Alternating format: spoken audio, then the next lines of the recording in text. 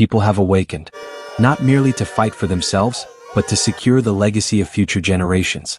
Today, under a sky heavy with resolve, the people rise. Their voices are not of protest but of hope, determination, and the unwavering belief in a dawn that belongs to them alone. Every heartbeat, every step, and every breath is an act of defiance. A declaration that independence cannot be borrowed, imposed, or dictated by external powers. In a land long held hostage by external saviors and conditional loans, a silent revolution unfurls. There are no grand ceremonies with dazzling fireworks, no pompous national days broadcast by foreign channels, nor is there a chorus of corporate logos or international financial institutions applauding from afar. Instead, a quiet announcement echoed by a humble yet resolute government rippled across the nation. We shall build the most expansive road network in Africa's history without seeking permission from anyone.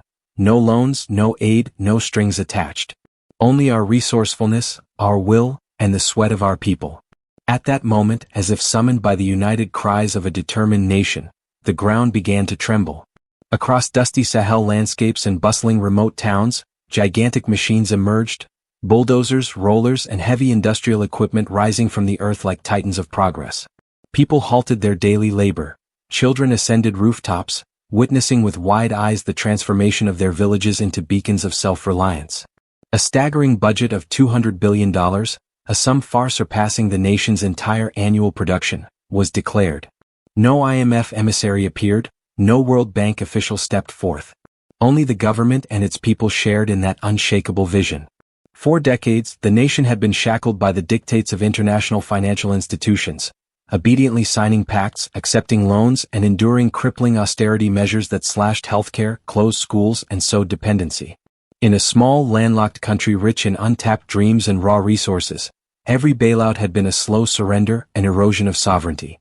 Each injection of foreign capital had come with its own invisible chains, opening the floodgates to multinational mining companies, installing officials dressed in white coats and armed with PowerPoint slides who dictated economic destiny while silence reigned in the corridors of true national decision-making.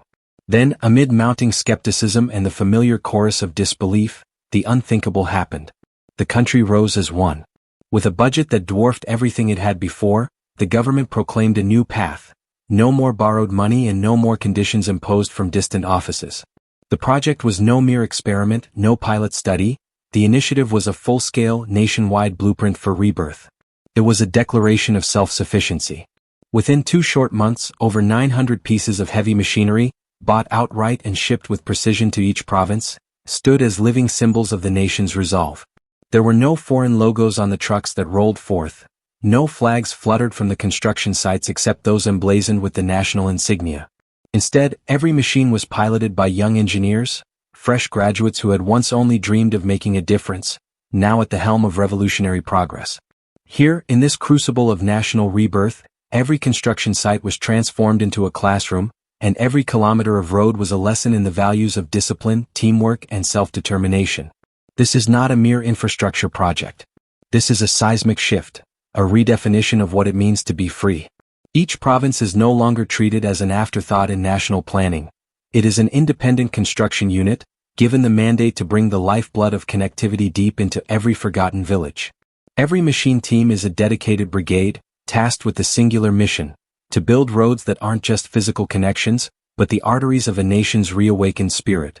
On those roads, the people are reclaiming not only their land but their dignity and destiny. During the day, in areas now declared safe, freshly paved roads allow commerce and conversation to flow freely. At night, under the cover of a starlit sky and lit only by the relentless beams of headlights, road rollers press on in regions once scarred by conflict.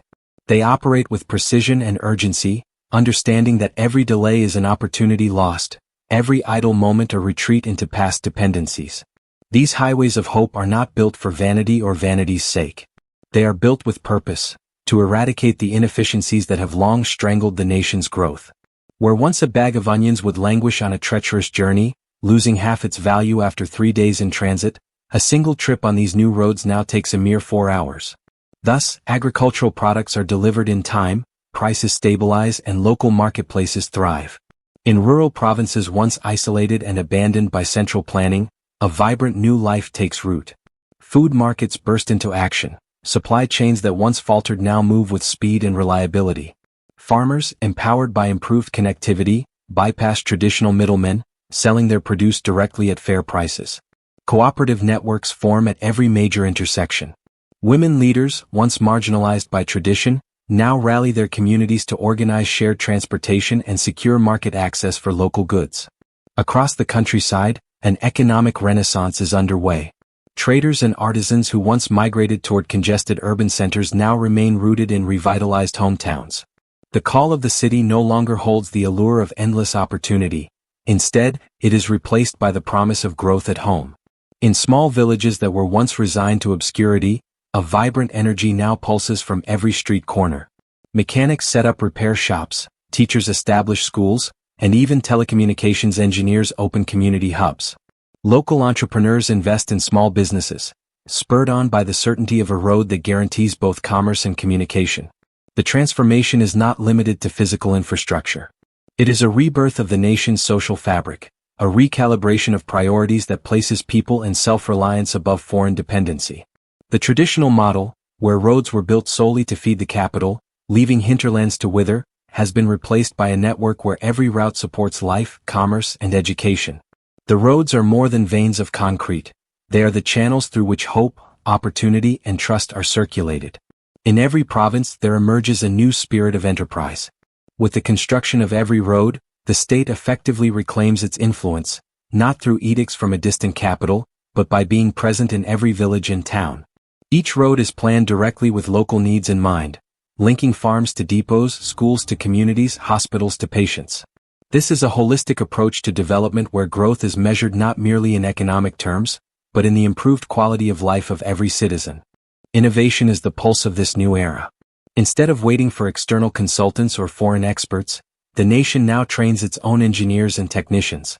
Thousands of young people, once idle and disillusioned, are thrust into the engine room of national progress. They learn on the job, mastering the art and science of building, operating machinery, managing projects, and even designing future routes. What was once seen as a sacrifice, a risky bet on self-reliance, has evolved into a comprehensive system of training and empowerment. No longer are these youths limited by outdated curricula or stifled by the impositions of international expertise. They are the architects of their nation's destiny. The project's impact extends far beyond the simple laying of asphalt and concrete. It ignites a virtuous cycle that permeates every corner of society. Local schools are able to operate with modern facilities and reliable transportation means, ensuring that every child, no matter how remote their village, can access a quality education. Health centers, once chronically undersupplied, receive timely deliveries of life-saving medications and equipment. And where once isolated regions languished in neglect, small businesses bloom, creating employment and nurturing community spirit. One striking example comes from the small village of Zunveogo. There, a local merchant proudly recounts how life has transformed. Before, we waited for outsiders to come to us. Now, people actively seek our direction, our goods, and our expertise. It is as if the whole world has rediscovered us. Such testimonials are everywhere, proof that with every new road, not only does commerce grow, but so does a sense of belonging and mutual support. There is a palpable transformation in the air, an energy that is determined, resilient, and unyielding. This is more than an economic model. It is a resounding declaration that a nation can and will build its own future without external intervention. The government's bold move to invest in itself has redefined what it means to be sovereign. It is an affirmation that true independence does not come from the benevolence of international institutions but from the strength, innovation, and unwavering determination of the people. In every new market stall, every newly built classroom, every freshly paved road, there lies a story of rebirth. It is the story of a people who refuse to be subdued by the shackles of dependency. It is the story of a generation that refuses to be defined by limitations and who dare to dream of a future built on the foundations of their own labor and ingenuity. The transformation is both subtle and seismic. On a micro level, individual lives are being remade. Youth find purpose and dignity in work, communities come together to rebuild their villages, and traditions are renewed through shared aspirations. On a macro level, the nation as a whole is reasserting its independence. Urban migration slows as people rediscover the value of life in their hometowns. Regional disparities shrink as resources and opportunities are more evenly distributed, and a collective pride emerges, a pride born not of imposed aid but of hard-won success. As the project advances, A new order is taking shape. Every kilometer of asphalt is a promise kept, every construction site a laboratory of progress where problems are solved in real time, and every machine on the ground a testament to the power of self-determination. The old models of waiting for permission, of relying on external validation, have given way to a proactive, dynamic approach that honors the nation's heritage while boldly embracing the future. There is no room for delay or half measures. In this new era, the question is never if it can be done, but how quickly and efficiently can we accomplish it? Command centers coordinate with precision, using encrypted channels, real-time GPS data, and hands-on supervision to ensure that progress is not only maintained but accelerated. Discipline and accountability are the watchwords, and each team, small yet potent, is imbued with a sense of mission that transcends individual ambition. They are not building roads, they are laying the tracks for a nation's rebirth. As the days turn into weeks and the weeks into months, the results become undeniably clear. Once neglected regions now pulse with life and activity. New businesses sprout up along the newly built highways. The sound of machinery and the murmur of commerce replace the quiet resignation of the past. People no longer see themselves as victims of circumstance, they see themselves as architects of their own future. Families, once forced to endure the hardships of isolation, now gather around community centers constructed near the new roads. Festivals, markets, and local gatherings become common, each event reinforcing the renewed sense of identity and collective purpose. Teachers and doctors, once concentrated in the capital, now serve in every corner of the country, ensuring that progress is as much about human development as it is about physical infrastructure. In the end, this is not merely about construction. It is a profound lesson in self-reliance, a clarion call to every nation that has ever been told it needed rescuers. The message is clear. True progress comes not from waiting for handouts or relying on external saviors but from harnessing the collective strength and ingenuity of one's own people. When every mile of road is laid with determination, when every construction crew works with the shared vision of national regeneration, the impossible becomes achievable. This is the story of liberation, a journey not measured only in kilometers of asphalt, but in the transformation of lives, the reclaiming of dignity, and the forging of a future built on the bedrock of self-determination. Let this be a reminder that when a people come together, united by a single, unyielding purpose, no obstacle is insurmountable, no challenge too great. In the echo of every engine, in the sweep of every roller, in the tireless effort of every hand that lays the road, the spirit of a nation is reborn. Today, as the nation stands united on its newly paved path, it sends a resounding message to the world. We do not need rescue. We have awakened, we are building, and we are creating a future that is ours and ours alone. The road of liberation has begun, and with every turn, every junction, and every mile, our destiny is being written in the ink of our determination and the sweat of our labor. This is not the end, it is the beginning of a new era. An era where independence is not just a word, but a reality carved on the highways of our homeland, where every citizen is both a traveler and a builder on the road to a brighter tomorrow. The journey is long, the work is arduous, but the promise is undeniable. The future is on the move and we are steering it with our own hands. Let this be our declaration, a commitment to forever transform our nation with every road we build, every connection we forge, and every life we uplift. For in each paved mile, the dream of a self-reliant, prosperous, and united country is realized. This is our legacy. This is our power. And this is our road of liberation. Where once maps showed only blank spaces, now villages have names. Places that were once considered too remote are finally being linked. Not by dotted lines but by blacktop, kilometer after kilometer of real physical roads. This is not just infrastructure. This is inclusion. And the economy? It has started to move. In the past, a bag of onions grown in the highlands would take 3 days to reach the nearest market, losing freshness, value, and profit with every muddy kilometer. Now it arrives in 4 hours. No more half-rotten stock. No more wasted effort. The product is preserved, the farmer is empowered, and the price is fair. According to the Burkina Farmers Union, nearly 40% of agricultural value used to be lost during transport. Bad roads meant fewer traders, less competition, and constant risk. Rebels, robbers, rain. Roads were fear. Roads were loss. Now, roads are opportunity. Markets that once opened once a week now open every day. Villages that once waited for traders now send their own trucks to city depots. Local cooperatives have emerged, especially among women.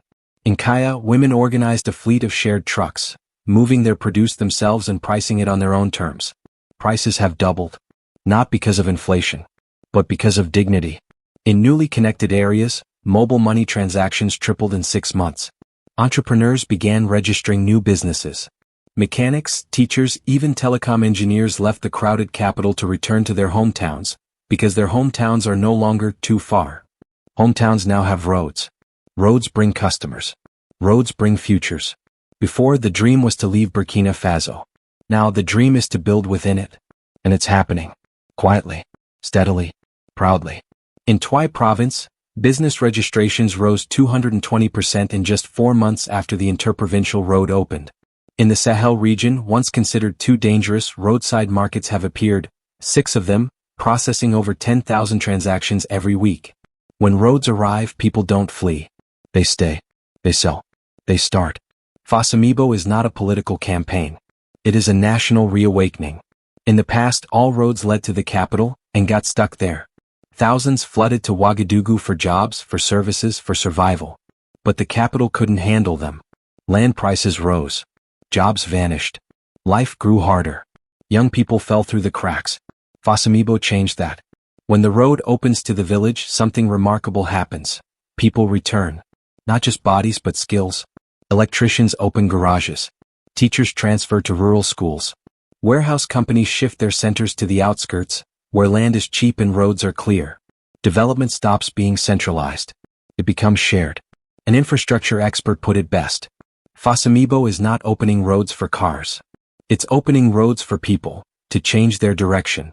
Population density in 4 provinces along the new road increased by 17% in 1 year. For the first time in 20 years, the capital's population declined. Urbanization is no longer an escape from rural despair. It's a return to possibility. Trust is the new currency. In villages that once didn't exist on government maps, people now draw their own plans. Informal towns are rising at intersections. Miniature cities with no center, just clusters of life. Shops, repair stations, markets, mosques, schools, hospitals. People stop. People stay. And when people stay, the economy begins to breathe. A merchant in Zunveogo summed it up. We used to wait for people to come. Now people ask for directions to get here. And that is the magic of it all. Not just the asphalt underfoot, but the light in people's eyes. The belief that something good is on the way, and this time it's coming from their own hands. In Africa, grand projects often come with grand outsiders. Engineers flown in from Europe, development experts from institutions whose headquarters are oceans away. Locals are given shovels while foreigners carry the blueprints. That model is over. In Fasamibo, the blueprint is in the hands of the people. 70% of Burkina Faso's population is under 30. This same group has historically suffered the highest unemployment rate. Young minds, eager and educated, with nothing to do but wait, or worse, leave. They were called the lost generation. But no one ever asked, what would happen if we trusted them? Fasamibo asked. Fasamibo answered. Nearly 5,000 engineering students were pulled from universities, not to attend conferences, but to stand on construction sites. Their classroom? The road. Their exam? The highway beneath their feet. They learned by doing. Surveying, measuring, operating machines, managing teams. No blackboards. Just reality. Each team is structured like a military unit. The lead engineer isn't just a technician. They are a commander, responsible for progress, budget, safety, and delivery. Every squad includes recent graduates, skilled workers, and local apprentices. Every week they send updates, GPS coordinates, photos, construction diaries. No bureaucracy. Just proof. One young engineer shared. Instead of writing a 3-month report, I'm managing 300 kilometers of live roadwork. My report is the road itself. This isn't just training. It's transformation. Former machine operators have become instructors. Village elders have become site supervisors. Engineers teach in their own dialects. Knowledge doesn't exit the country. It flows within. One engineer. One apprentice. One road. One skilled generation. Fasamibo doesn't treat youth as cheap labor. It treats them as national leaders in the making. One young woman said, "They used to say I studied engineering just to get married. Now I manage 8 kilometers of road. Let's see who's getting married now." This is not just about jobs. It's about ownership. About pride. After completing projects, many youth launched their own companies, Roadwork firms, machinery training centers, logistics operations. Some went back to teach with real experience. Fasamibo has proven that a construction site can be a leadership academy. And beyond asphalt, an entire ecosystem is blooming. Every road is a blood vessel. Around it, economic cells form. Mini markets, fuel stations, solar-powered rest stops, repair garages. These are not drawn on government maps. They emerge naturally. Where people stop, they build. Where they build, they trade. Where they trade, they live. A paved road is never just a path. It's a trigger. And Burkina Faso didn't just lay roads and leave. It planted full economic models at every major junction. Warehouses, clinics, local food markets, logistics hubs. Not centralized in the capital. Distributed across the nation. Where once everything, cement, water, food, had to be dragged from the city, now it's made, processed, and sold locally. Bricks made in the village build the market next door. Crops grown in the province are sold in the same province. The circle of economic autonomy is closing. And who owns it? The people. Not foreign firms. Not oligarchs. Local cooperatives, small businesses, local authorities, and community members own joint shares in these hubs. Profits are split according to who contributes capital. Prices are fixed. Speculation is banned. Local labor is prioritized. This is not capitalism imported. This is community-driven commerce. And what powers it all? Energy from the sun. Hundreds of kilometers of roadside solar power now fuel markets, charge stations, and light up rural businesses. Fiber optic cables run along the main roads. Public Wi-Fi hubs power mobile commerce, mobile learning, mobile futures. Where there was darkness, there is now data. A warehouse operator put it like this. Before we lifted goods by hand. Now there's a conveyor belt. There's a network. There's security. All because of a road. It's not magic. It's planning. But it only works when the people are trusted to lead it themselves. There was a time when every African government announcement came with a loan. A press conference. A deal struck in a language no citizen spoke. Every road was a ribbon-cutting ceremony with foreign faces and empty promises. Not this time. Fasamibo didn't ask for permission. It didn't host summits. It didn't wait for approval. It built first and let the results speak. No IMF signatures. No World Bank audits. No European consultants flying in first class to explain how Africa should build Africa. No more pilot projects that never become permanent. Fasamibo is permanent. It is the blueprint of self-reliance. Not as a slogan but as a working model. No begging. No waiting. Just working with what the country already has. Minerals, youth, land, and unbreakable will. And for those who ask, but what about aid? Fasamibo doesn't reject it. It redefines it. Aid is no longer the prerequisite. It's an option.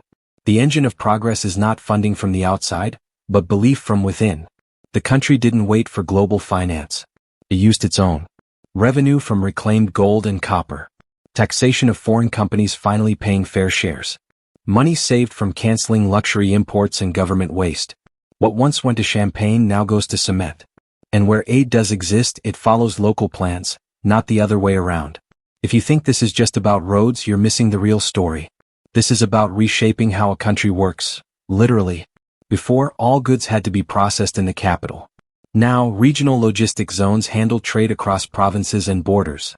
Instead of exporting raw materials and importing finished products, goods are processed, packaged, and sold near where they are grown.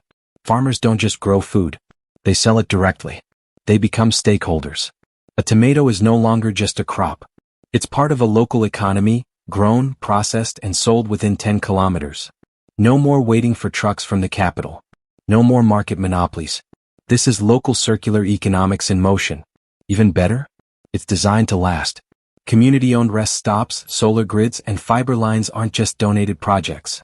They're investments, with real shareholders, rules, and profits. In some provinces, youth groups and farmer cooperatives co-own road stations. Rental prices are regulated. Land speculation is blocked. Money circulates. Ownership stays. The impact ripples in all directions. Villages that once felt invisible are now hubs of movement. Where no one came, now people arrive. Markets buzz. Schools fill. Clinics open. Teachers apply to work there. Internet cafes pop up beside repair shops. Local radio stations broadcast road updates. The forgotten are no longer forgotten. And in schools built by these new roads, children finally study under electric lights. In one rural classroom, a sign hangs at the front. Faith without works is dead.